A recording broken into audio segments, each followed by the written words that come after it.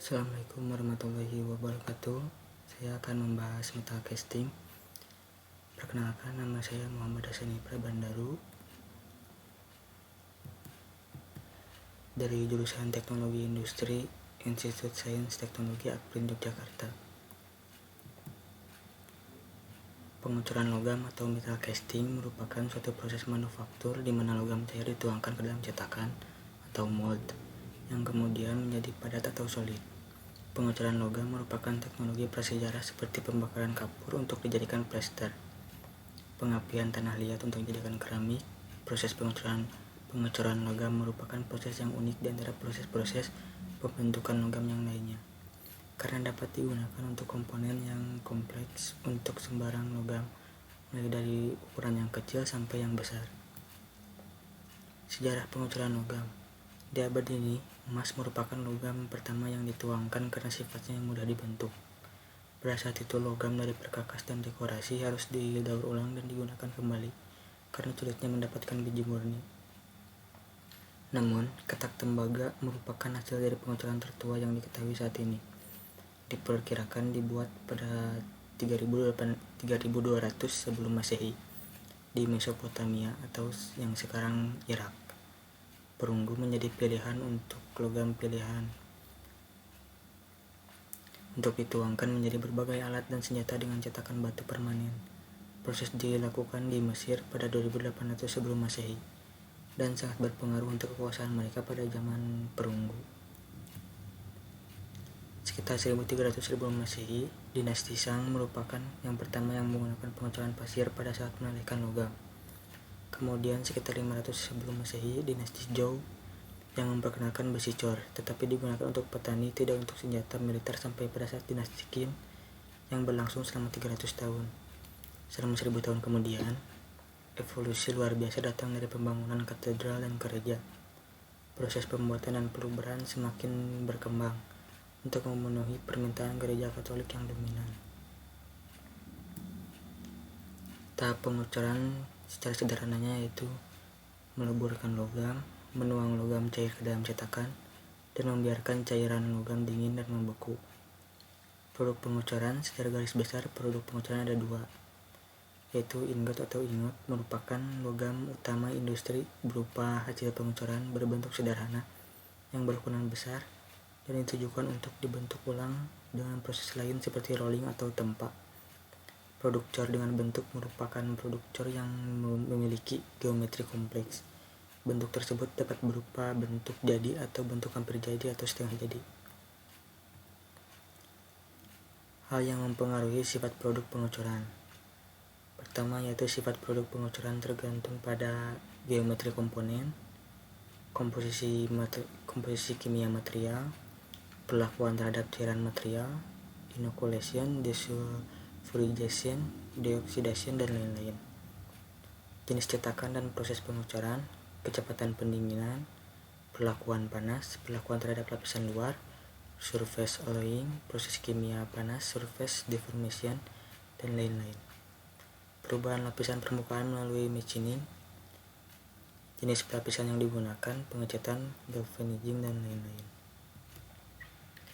Jenis-jenis pengucuran logam berdasarkan bahan cetakan, pola, proses pembuatan cetakan, dan metode pengisian logam cair ke dalam cetakan pengucuran dapat dibagi menjadi 3 jenis, antara lain pengucuran dengan cetakan tidak permanen atau cetakan sekali pakai, pengucuran dengan cetakan permanen, pengucuran dengan cetakan komposit.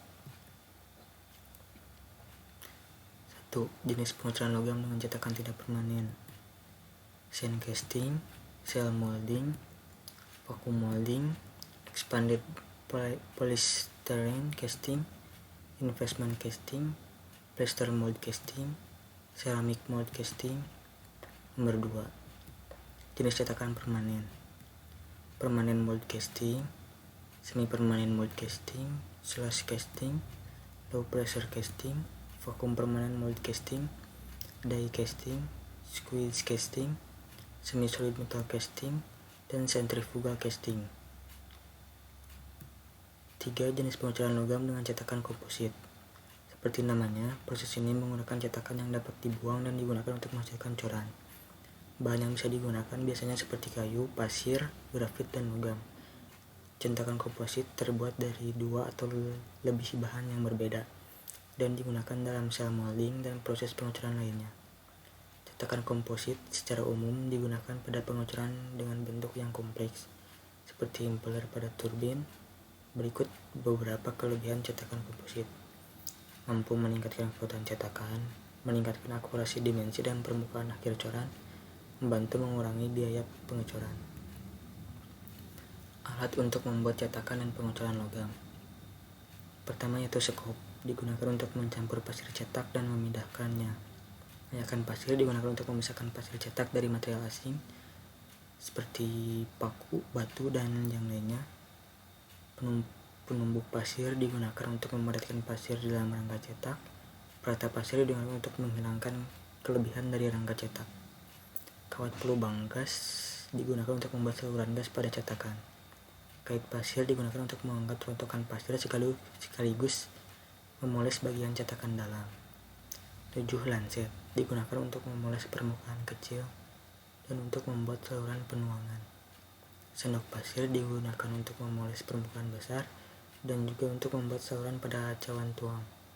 Pengangkat pola berujung runcing atau berulir digunakan untuk mengangkat pola dari cetakan. Semprotan angin digunakan untuk membersihkan pasir dari cetakan. Pancing pemoles untuk membuat atau memperbaiki radius atau sudut cetakan. Palu karet untuk melonggarkan dari cetakan, dan mal penambah untuk membuat rongga penambah pada cetakan. Proses pengecoran meliputi pembuatan cetakan, persiapan dan peluburan logam, penuangan logam cair ke dalam cetakan, pembersihan coran, dan proses daur ulang pasir cetakan. Produk pengecoran disebut coran atau benda cor. Berat coran itu sendiri berbeda, mulai dari beberapa ratus gram sampai beberapa ton dengan komposisi yang berbeda, dan hampir semua logam atau paduan dapat dilebur dan dicor. Proses pengecoran secara garis besar dapat dibedakan dalam proses pengecoran dan proses percetakan.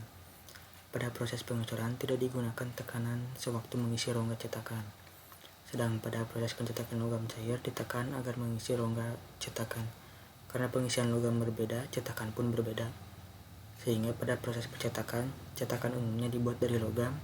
Pada proses pengecoran, cetakan biasanya dibuat dari pasir, meskipun ada kalanya digunakan pula plester, lempung, keramik, atau bahan tahan api lainnya maksudnya. Kelebihan. Saat ini terdapat banyak variasi metode pengecoran bentuk. Pengecoran dapat digunakan untuk membuat komponen dengan geometri kompleks termasuk bentuk bagian luar maupun dalam. Dapat membuat komponen yang memiliki rongga atau lubang. Beberapa proses pengecoran memiliki kemampuan untuk membuat komponen dengan bentuk jadi atau net shape, sehingga tidak diperlukan proses manufaktur lebih lanjut. Pengecoran dapat digunakan untuk memproduksi komponen berukuran sangat besar. Benda cor dengan berat lebih dari 100 ton dapat dibuat. Proses pengecoran dapat diterapkan pada banyak logam yang bisa dipanaskan ke fase cair.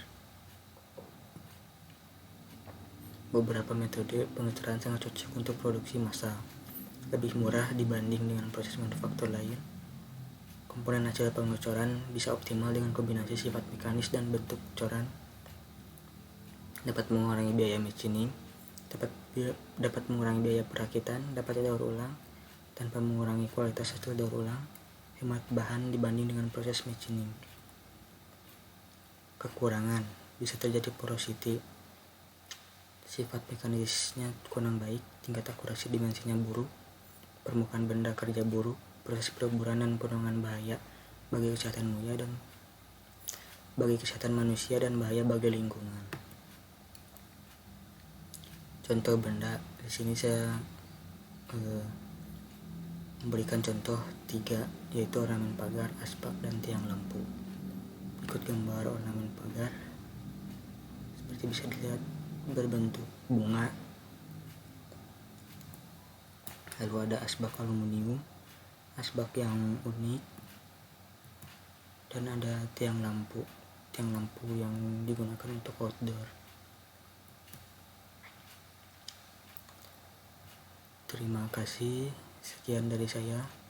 Mohon maaf masih banyak kesalahan. Wassalamualaikum warahmatullahi wabarakatuh.